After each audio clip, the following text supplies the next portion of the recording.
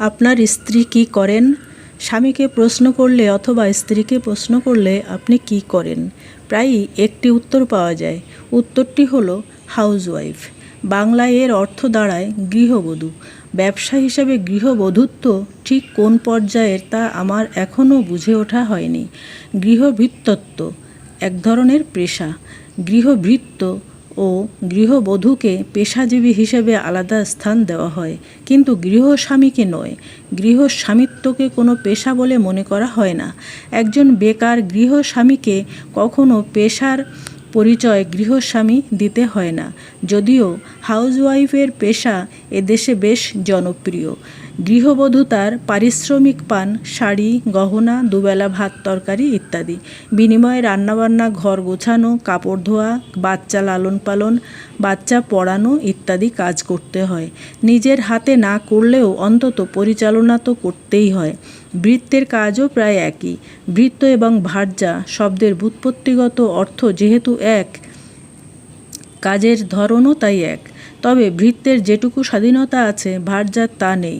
ভৃত্য যখন তখন ঘর ছাড়তে পারে, ভার্যা পারে না। ভার্যার আছে 100 রকম শৃঙ্খল, ভৃত্যের আছে যখন যেখানে খুশি সেখানে চলে যাবার অবাধ স্বাধীনতা। ভার্যার সামনে বৃত্ত আঁকা, পরাধীনতার, সীমিত চলাচলের। স্বামী শব্দের অর্থ প্রভু, মনিব, মালিক, অধিপতি। আমাদের শিক্ষিত সচেতন মেয়েরা তাদের বিবাহিত বন্ধুকে স্বামী বলতে কোনো দ্বিধা করেন না।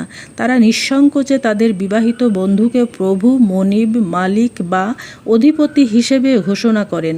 তারা কি জানেন না স্বামী শব্দের আবিধানিক অর্থ?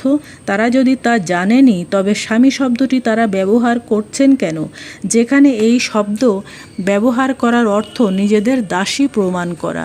স্বামীর স্থলে এমন কোনো শব্দ তাদের ব্যবহার করা উচিত যে শব্দের অর্থ অন্তত প্রভু, মনিব, মা, মালিক নয়।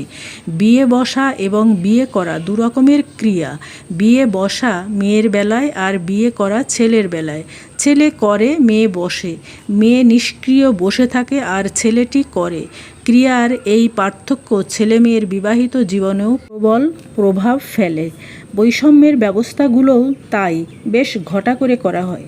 ছেলেরা ঘরের বার হবে, কাজ করবে, মজা করবে, খেলবে, দুলবে, হাসবে, আর মেয়েরা ঘরে বসে ছেলের প্রতীক্ষা করবে, ঘরে বসে কাঁদবে, গোঙাবে। মেয়েরা আমি দেখেছি নিজেরাই বিয়ে বসা শব্দদ্বয়